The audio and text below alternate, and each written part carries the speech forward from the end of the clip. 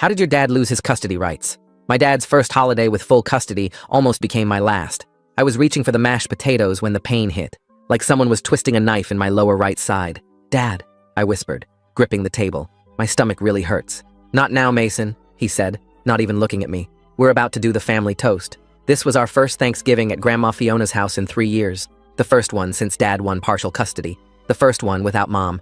I want to make a toast, Grandma Fiona began, raising her wine glass, to having our family back together, away from certain negative influences. Everyone knew she meant Mom. The pain was getting worse. I pressed my hand against my side and felt heat radiating through my shirt. Dad, I tried again. I think something's wrong. Mason's trying to ruin dinner, my cousin Sinan announced. Just like last time. Last time, when I was 8 and threw up at Easter because Mom had just told me about the divorce. They still hadn't forgiven me for making a scene. I'm not trying to. A wave of nausea hit me so hard I doubled over. Oh, here we go. Aunt Linda sighed. Fiona, didn't I tell you? The mother probably coached him to do this. My mom's not even here, I protested, then immediately regretted raising my voice as another stab of pain shot through me. Watch your tone, Dad warned. Your mother's not here because she lost that privilege, and you're not going to manipulate your way out of family time. I stood up, planning to go to the bathroom, but the room tilted. I grabbed the chair to steady myself. Sit down. Grandma Fiona's voice was ice. We do not leave the table during the family toast. It's disrespectful. I think I'm going to throw up. Of course you are. Uncle Robert laughed. Just like your mother. Always so dramatic. Always the victim. My 10-year-old sister Alice looked at me with worried eyes from across the table. She'd been silent since we arrived, intimidated by Dad's family. Please, I whispered. I need to lie down. You need to show respect, Dad said firmly. This is the first holiday we've had without your mother's interference. You're not ruining it. The pain was spreading now, like fire across my abdomen. I could feel sweat dripping down my back. Maybe he really is sick, my cousin Bethany said quietly. Don't you start, her mother snapped. He's fine, just wants attention because Mommy's not here to baby him. I tried to sit back down, but my legs wouldn't cooperate. The chair scraped loudly against the floor as I missed it and stumbled. Mason James! Dad stood up. That's enough. Dad, please. Tears were streaming down my face now. It hurts so bad. You know what hurts? Grandma Fiona stood too. Having to watch my son deal with your behavior. Having to see what that woman turned you into. Alice suddenly pushed back her chair. He's not faking, she screamed. Look at him. He's white. Alice, sit down, Dad ordered. No! She was sobbing now. Mom said if we ever needed help to call 911. She said you wouldn't listen. She said, your mother said a lot of things, Aunt Linda interrupted. Most of them lies. The room started spinning. I dropped to my knees, clutching my side. It felt like my insides were on fire. He's being ridiculous, Uncle Robert said. In my day, kids didn't pull these stunts. It's not a stunt. Alice was hysterical. Please, someone help him.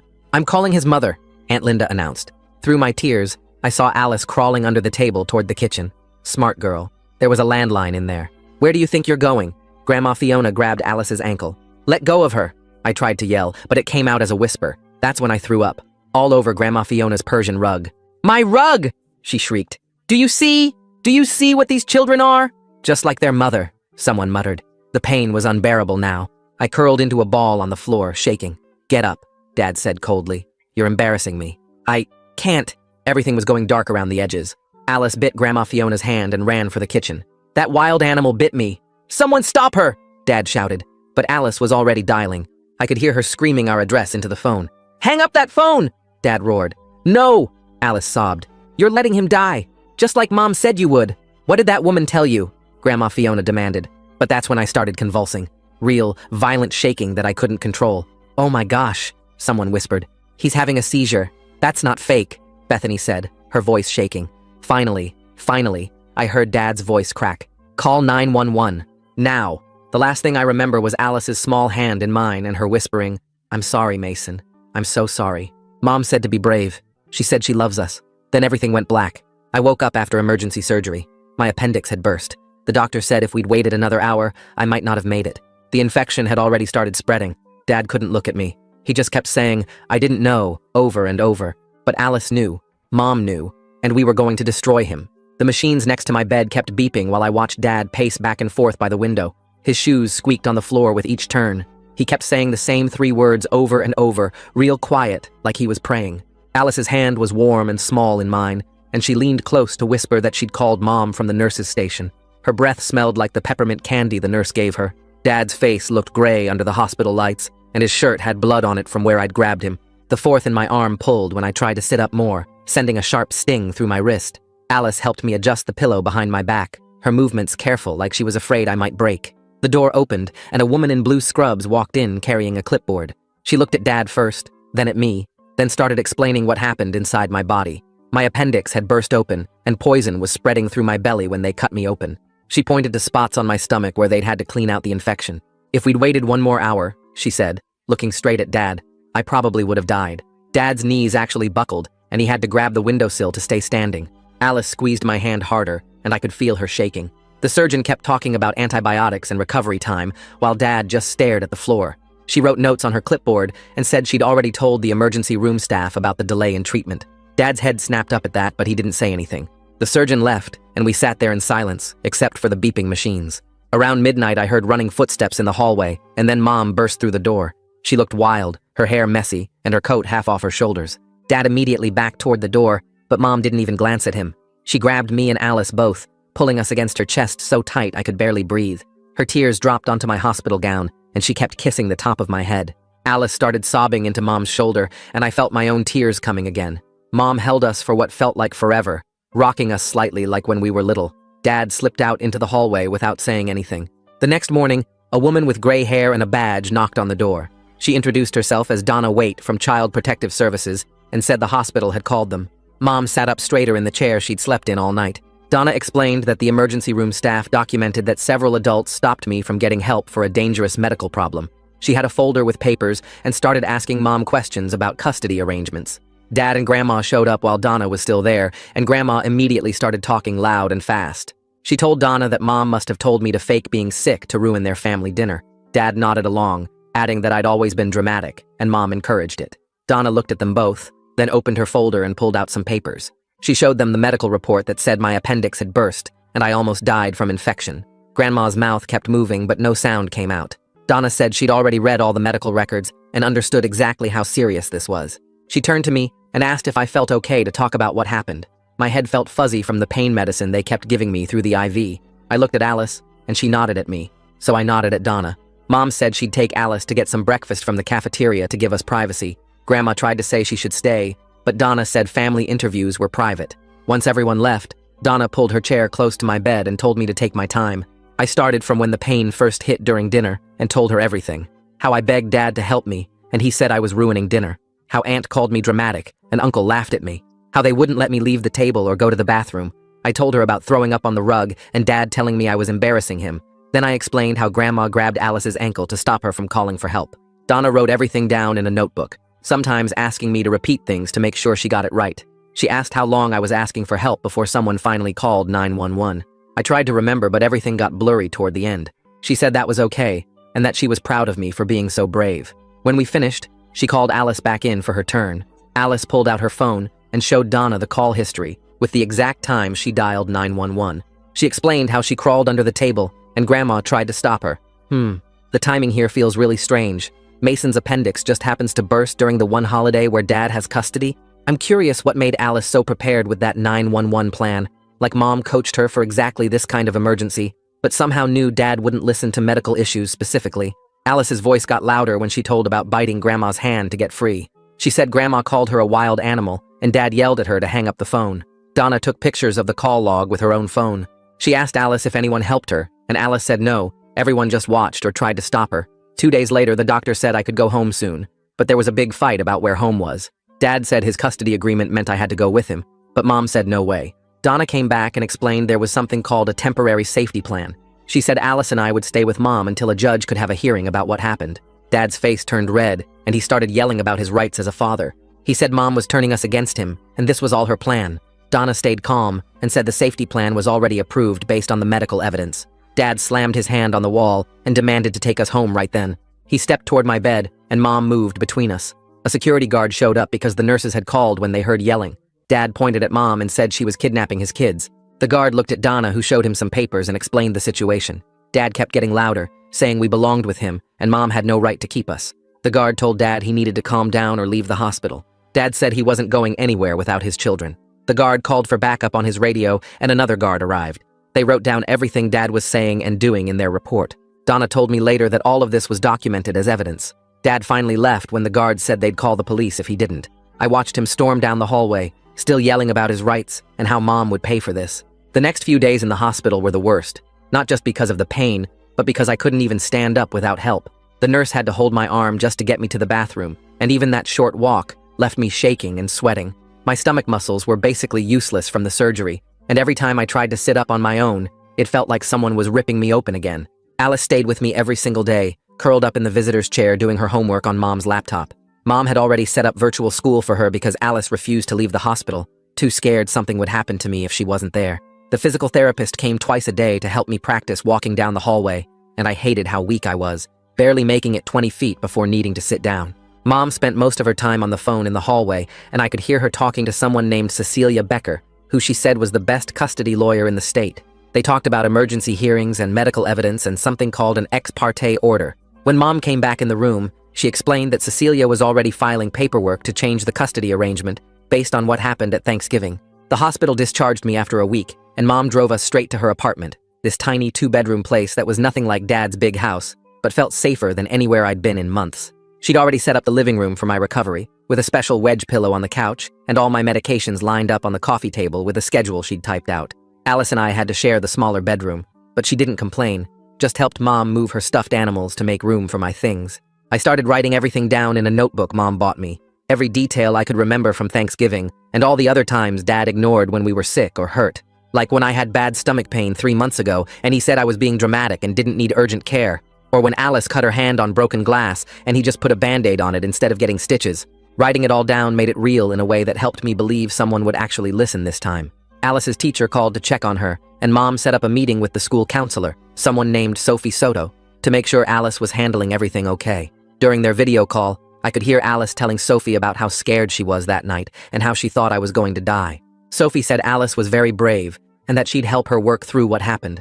About 2 weeks after we got to Mom's apartment, we got a letter saying the court had appointed something called a guardian ad litem, a man named Hector Reynolds, who was supposed to represent what was best for Alice and me. Dad's family immediately started texting Mom saying Hector was probably biased against them and that this whole thing was a setup.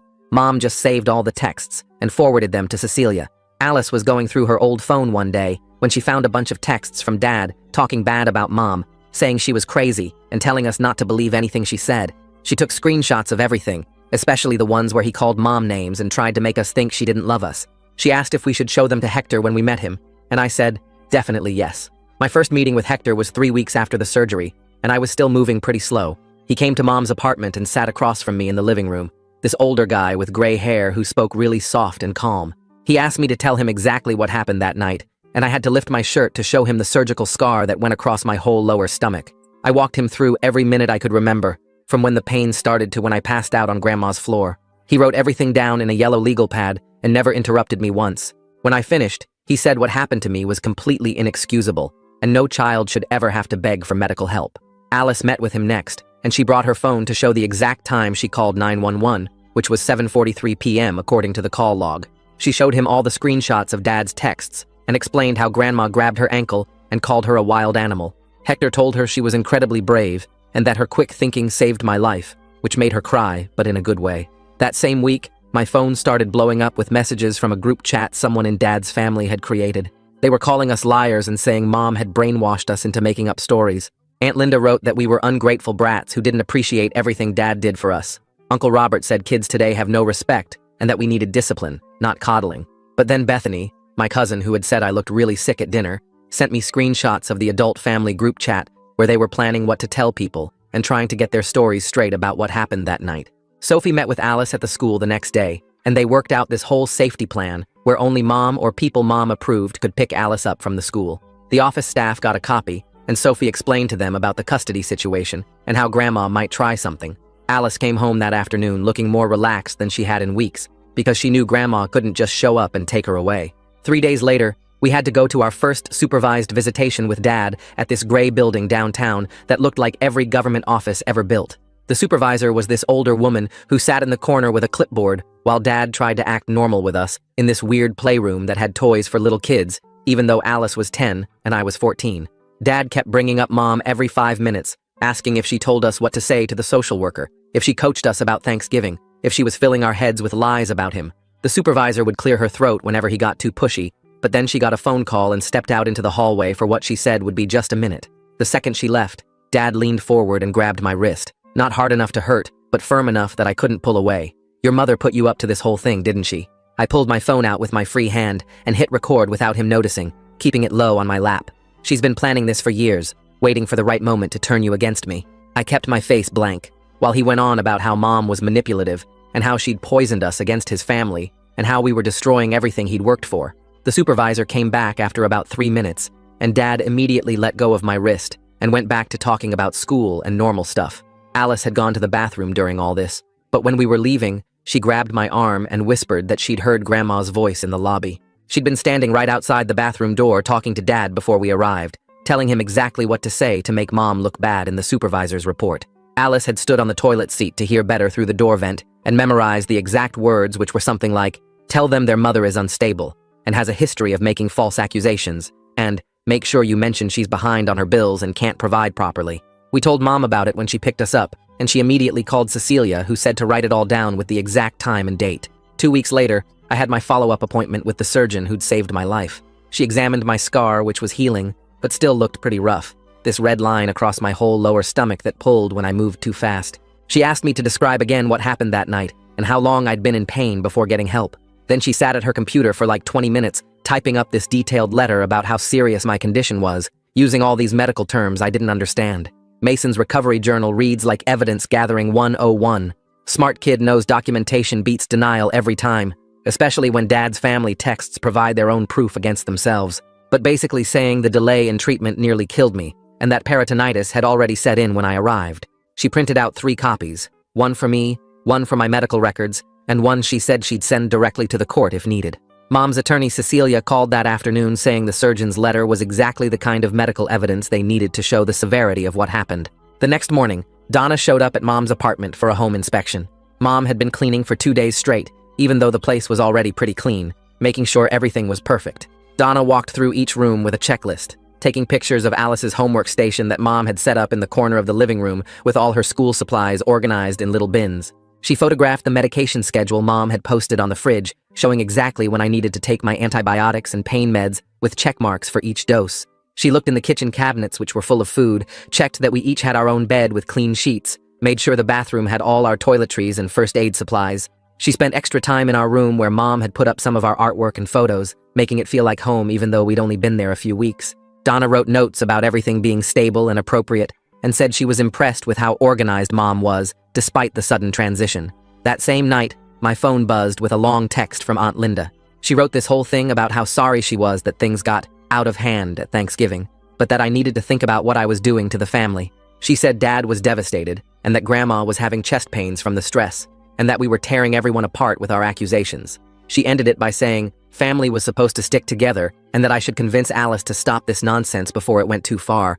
I screenshotted the whole thing and forwarded it to Hector without writing back, because Cecilia had told us not to respond to any messages from Dad's family. 3 days later, Mom got a call from Alice's school saying Grandma had shown up trying to pick Alice up. The office staff followed the safety plan exactly, telling Grandma that she wasn't on the approved list and couldn't take Alice anywhere. Grandma started yelling about her rights as a grandmother and how she had emergency custody papers, which was a total lie. The principal called the police, while the secretary kept Grandma busy with paperwork she didn't actually need to fill out. When the officers arrived, Grandma tried to tell them the school was kidnapping her granddaughter, but they'd already talked to the principal, who showed them the safety plan and custody documents. The police made Grandma leave and wrote up a report about the attempted violation of the custody agreement, which the school immediately sent to Sophie, Donna, and Mom's attorney. About a week later, Mom took us grocery shopping and I was pushing the cart past the deli section when I smelled gravy heating up. My whole body just froze, and suddenly, I was back on Grandma's floor, curled up in pain, while everyone stood around calling me dramatic. My chest got tight, and I couldn't breathe right. My hands started shaking, and I felt like I was going to pass out. Mom saw what was happening and immediately abandoned the cart, getting me outside to the parking lot where she sat me down on a bench and helped me breathe slowly, counting with me until my heart stopped racing. She called around that afternoon and found a therapist named Olive who specialized in medical trauma and got me an appointment for that week. A few days before my first therapy appointment, Alice came to me with this plan she'd been working on. She wanted to sneak back into Dad's house when he was at work and go through Grandma's phone because Grandma never locked it and always left it charging in the kitchen. Alice figured there would be texts about us, or about that night that we could use as evidence. I told her absolutely not, that it was way too dangerous, and probably illegal too. She got upset saying we needed more proof, but I explained that we had enough evidence already, and breaking into Dad's house would only make us look bad, and could get Mom in trouble. We agreed to trust the legal process, and let the adults handle getting evidence the right way. After my first session with Olive, where I mostly just told her what happened, I met with Hector and Cecilia at Mom's attorney's office. I played them the recording from the supervised visit, where Dad grabbed my wrist and accused Mom of coaching us. The sound quality wasn't perfect, but you could clearly hear Dad saying Mom had poisoned us against him and that she'd been planning this for years. Cecilia took notes while listening, and Hector asked me why I'd thought to record it. I explained that Mom had always told us to document everything with Dad's family because they would lie about what happened, and this seemed like something important to have proof of. They said the recording showed a clear pattern of Dad trying to manipulate us and blame Mom for everything, instead of taking responsibility for what happened at Thanksgiving. The next day, Sophie called to say she wanted to work with Alice on writing down what happened at Thanksgiving. Mom drove us to the school counselor's office, where Sophie had set up a quiet room with colored pens and paper. Alice sat at the small table and started writing slowly, her tongue poking out the way it does when she's concentrating hard. Sophie sat next to her, not rushing, just being there while Alice wrote about how scared she was when I fell on the floor. She wrote about Grandma grabbing her ankle and how she bit her to get free. She wrote about calling 911 and Dad yelling at her to hang up. When Alice's hand got tired, Sophie helped her take breaks, and they practiced reading parts out loud. Alice's voice shook at first, but got stronger each time she read about saving my life. Sophie recorded Alice reading the whole thing on her phone so Alice could practice at home too. Meanwhile, Cecilia had me come to her office 3 times that week to go over every single detail of Thanksgiving. She had this big timeline on a whiteboard, and we went through it minute by minute.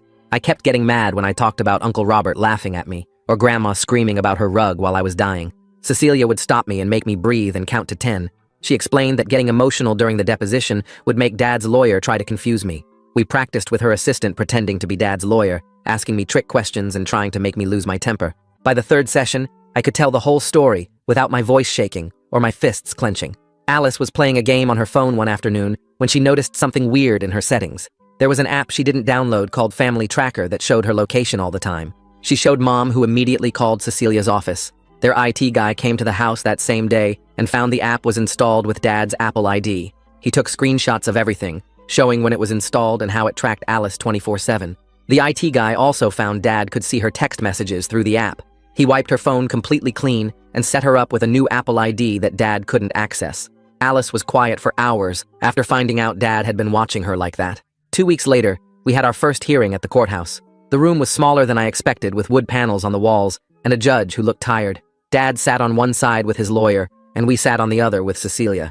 Hector stood in the middle since he was there for me and Alice. The judge read through all the reports from Donna, the hospital, and Hector. Dad's lawyer tried to argue that it was all a misunderstanding, but the judge cut him off. She ordered supervised visitation only, twice a month for 2 hours each. Dad had to take parenting classes and complete them before he could ask for any changes. She also said Grandma couldn't be at any visits and couldn't pick us up from the school. Dad's face turned red, but his lawyer grabbed his arm before he could say anything. It wasn't full custody for Mom, but at least we were safe. That night, Bethany texted Alice a bunch of screenshots from the family group chat. They were calling us liars and brats. Aunt Linda wrote that we were just like our mother, manipulative and dramatic. Uncle Robert said we needed discipline, not coddling.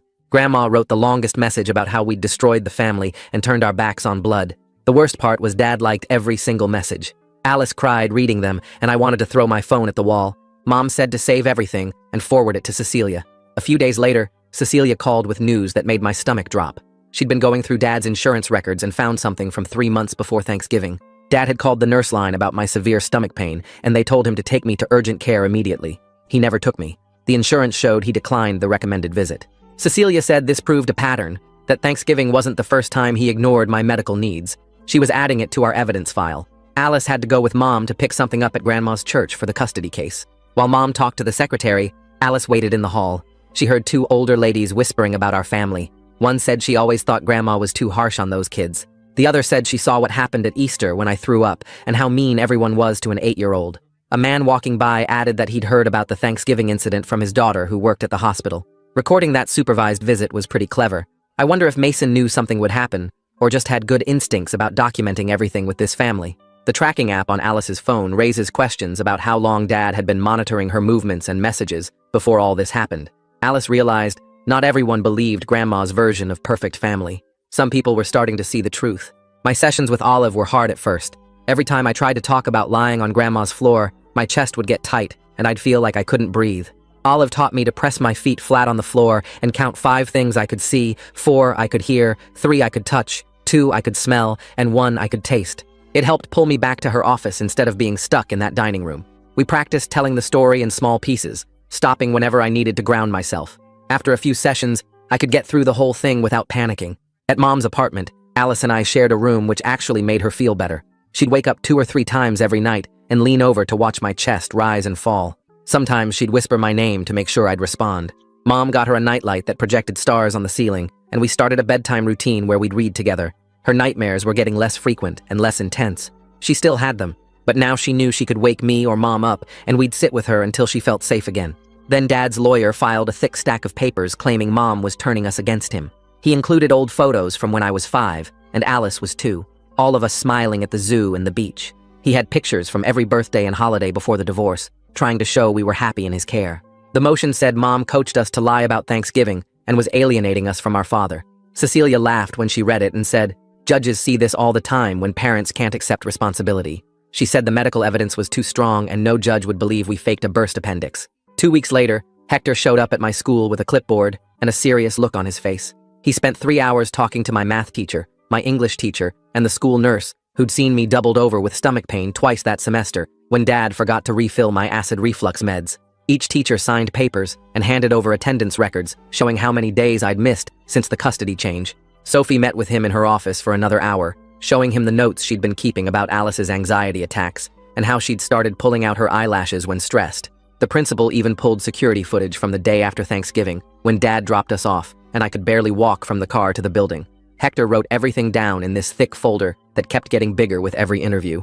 The next morning, a detective named Rowan came to Mom's apartment with a digital recorder and asked me to tell him everything that happened at Thanksgiving. He had me go through it minute by minute, while Mom sat next to me squeezing my hand whenever my voice started shaking. He asked specific questions about who said what and when, how long I was on the floor, who physically stopped Alice from calling for help. When I told him about Grandma grabbing Alice's ankle, he made a note and underlined it twice. He said the hospital had filed their mandatory report and he needed my statement for the investigation. He explained that while criminal charges were unlikely because proving intent would be hard, the documentation would help with the custody case. 3 days later, Alice came home from the school with an envelope that had her name written in Grandma's perfect cursive. Mom wanted to open it first, but Alice said she could handle it. Inside was a 2-page letter about how disappointed Grandma was in Alice for biting her and calling 911 against the family's wishes. It said, good girls don't betray their grandmothers, and that Alice had shown her true colors, just like her mother. The last paragraph said Alice would need to apologize properly if she ever wanted to be welcome in their home again. Alice read it once, folded it back up, and asked Mom to give it to Hector for the custody file. She didn't cry or get upset, just went to do her homework, like nothing happened.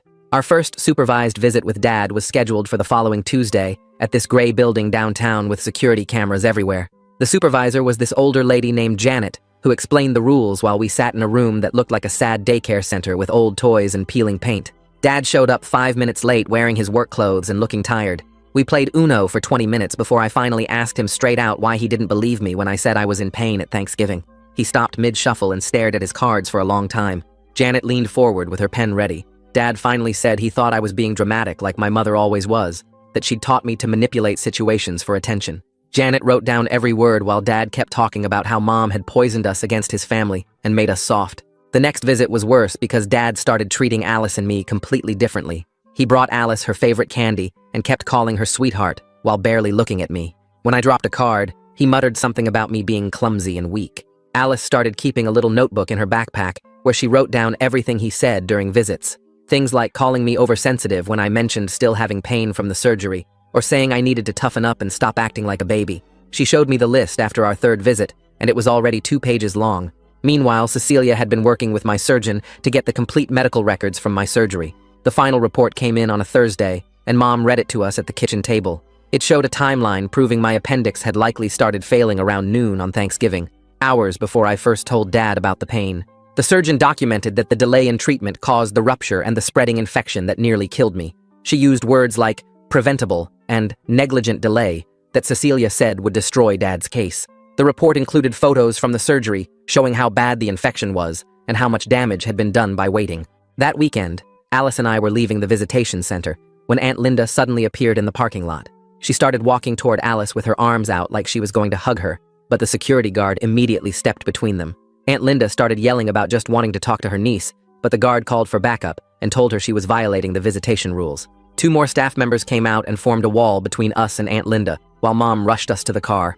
Another violation report got added to our file. The following Monday, the judge ordered Dad to undergo a psychological evaluation to determine his fitness as a parent. Cecilia explained that he had no choice but to comply, or he'd lose all custody rights immediately. The evaluation would include personality tests, interviews about his parenting choices, and a review of the Thanksgiving incident. Dad's lawyer tried to argue it was unnecessary, but the judge said the medical evidence and multiple violation reports made it mandatory. A week later, Donna came over with good news about the safety plan extension. She said CPS was keeping us with Mom until the final custody hearing in 2 months, and that she was officially recommending permanent custody modification based on medical neglect. She had a thick file of evidence including the surgeon's report, the detective's notes, teacher interviews, and all the violation reports from Dad's family. She said she'd been doing this job for 15 years and had rarely seen such clear documentation of neglect. Hector called that night to schedule practice sessions for our testimony and said we needed to be ready to stay calm and stick to facts without seeming vengeful or coached. Sophie met with Alice 3 times that week in the school counselor's office, and I watched through the window as they moved chairs around to make it look like a courtroom. Alice stood at a pretend witness stand they made from a desk, while Sophie played different roles. First, the nice lawyer asking easy questions, then switching to play Dad's attorney trying to confuse her. Sophie showed Alice a red card she could hold up if she needed a break, teaching her it was okay to pause instead of getting overwhelmed. Each time they practiced, Alice got better at staying calm when Sophie asked tricky questions about whether Mom told her what to say. By the 3rd session, Alice was answering clearly without looking at Sophie for help, keeping her hands steady on the desk even when Sophie raised her voice like Dad's lawyer might. 2 weeks before the trial, I woke up with my surgical site feeling hot and swollen, and when Mom checked it, she saw red streaks spreading from the incision. She drove me to urgent care immediately, while Alice sat in the back seat crying that I was going to die again. The doctor said it was just a minor infection, but needed antibiotics right away, and he cleaned the wound while I gripped the exam table. Mom took photos of the infected site for our records, and the urgent care doctor wrote a note saying this was common after emergency surgery with complications. Alice held my hand the whole time, checking my face every few seconds to make sure I was still okay. The antibiotics worked fast, but the whole thing scared everyone, especially when Cecilia said we needed to document it as ongoing medical issues from the original neglect. 3 days later, Mom took Alice for her regular pediatrician appointment that she'd been getting every 6 months since the divorce. The doctor pulled up Alice's complete medical history on his computer, showing she'd never missed a vaccine or checkup while in Mom's care. Talk about building a case brick by brick. Between Hector's growing folder of evidence and Alice's secret notebook tracking Dad's comments, these kids are basically running their own legal department with better documentation than most law firms. He printed out 5 years of records showing Alice's growth charts, immunization records, and notes from every visit where Mom asked questions about Alice's development. The pediatrician wrote a letter stating Alice received consistent, appropriate medical care under Mom's custody, unlike what happened at Dad's house. Cecilia added these records to our evidence binder, which was now 3 inches thick. The morning of the trial, we all got dressed in the clothes Cecilia picked out for us. Me in khakis and a button-down shirt that didn't press on my healing scar. Alice in a blue dress with her hair in braids. The courtroom was smaller than I expected, with wood paneling and uncomfortable benches. Dad's attorney started his opening statement by waving his arms around, saying Mom had poisoned us against our father and coached us to lie about Thanksgiving. He called the whole thing a manipulation to get more child support, saying Mom was bitter about the divorce. Cecilia sat perfectly still, taking notes while he talked, not reacting to any of his accusations. When it was her turn, she stood up with our evidence binder and calmly laid out the medical timeline, starting with my symptoms at noon and ending with emergency surgery for a burst appendix. She showed the judge photos from my surgery, the surgeon's report about how close I came to dying, and the infection I just had as proof of ongoing complications. Dad's attorney kept objecting, but the judge told him to sit down and let her finish. Alice went to the witness stand first, and I could see her hands shaking as she put them on the Bible. She told about hearing me ask for help over and over, watching me turn white and fall down, seeing Grandma grab her ankle to stop her from calling 911. When Dad's attorney tried to ask if Mom told her to say these things, Alice held up her red card and said she needed a break. After 2 minutes, she came back and answered clearly that Mom only told her to tell the truth. Dad's attorney asked why she bit Grandma, and Alice said because Grandma was hurting her and stopping her from saving me. The judge wrote notes the whole time Alice talked. When it was my turn, I brought my evidence folder to the stand, my hands steady even though my stomach was churning. I played the audio recording from the supervised visit where Dad tried to get me to blame Mom, and you could hear the judge typing on her computer as it played. I showed her my journal entries from right after surgery when everything was fresh, reading the parts about thinking I was dying while Dad called me dramatic. I looked straight at Dad when I described lying on Grandma's floor believing I might not make it, watching him choose his mother's approval over my life. Dad looked away first. The surgeon's letter got entered as evidence, with the parts about preventable complications and negligent delay highlighted in yellow. When I finished, Dad's attorney barely asked me anything, just confirmed the dates and times. During the lunch break, we sat in the courthouse hallway eating sandwiches Mom packed when Dad walked up to Alice. He started saying he was sorry, that he never meant for things to go so far, but Alice stood up and told him she wasn't ready to hear it. Sophie stepped between them and walked Alice to the bathroom, while Dad just stood there with his mouth open.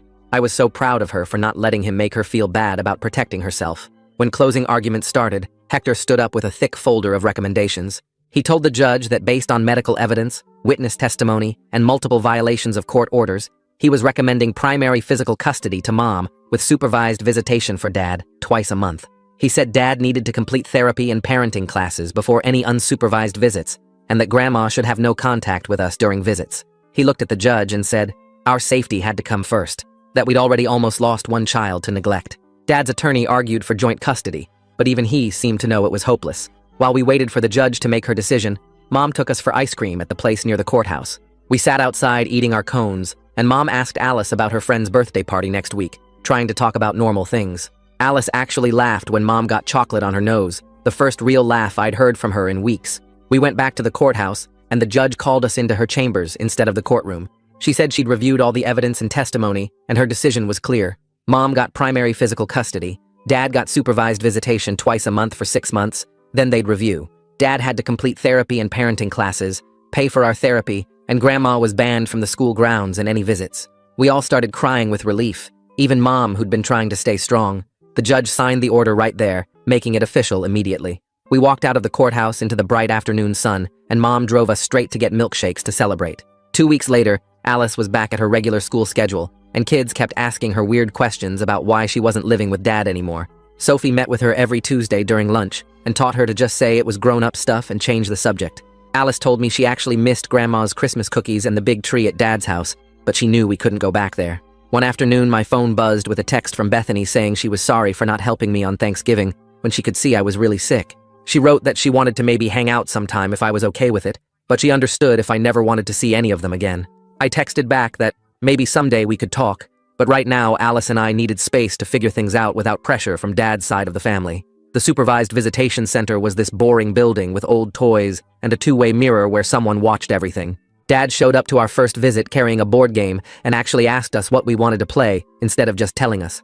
He followed all the supervisor's rules about not discussing the court case, or Mom, and we played 3 rounds of sorry without any drama. During my Thursday therapy sessions, Olive kept asking me what I wanted now that we were safe with Mom. I told her I still felt mad at Dad for almost letting me die, but she helped me see that protecting ourselves was more important than getting revenge. She had me write down 3 good things that happened each week, even when I didn't want to think about anything positive. Mom set up her laptop one Saturday, so Alice and I could video chat with her parents who lived across the country. They asked how school was going and talked about their garden instead of pushing us to explain everything that happened with Dad. Grandpa showed us his new tomato plants, and Grandma, Mom's mom, not Fiona, sent us a care package with homemade cookies that actually tasted good. One morning I was getting ready for school and caught myself staring at the scar on my stomach in the bathroom mirror. It wasn't just ugly proof of what happened anymore, but evidence that I fought to stay alive, even when nobody would listen to me. I grabbed my journal and wrote about how Alice and I went to the park yesterday, and she laughed on the swings for the first time in months. Sophie gave Alice a special notebook to write down what she wanted to tell the judge at our 6-month review hearing coming up. Alice spent hours working on it, crossing things out and starting over, focusing on how much better she felt now that she knew we were safe. She practiced reading it to me and Mom, saying things like how she could sleep through the night now and wasn't scared of getting in trouble for calling 911. 6 months after that terrible Thanksgiving, I woke up in my bed at Mom's apartment and realized we had a routine that actually worked. Alice caught the bus to the school without crying. I was back on the basketball team, and we saw Dad twice a month at the center where he was actually trying.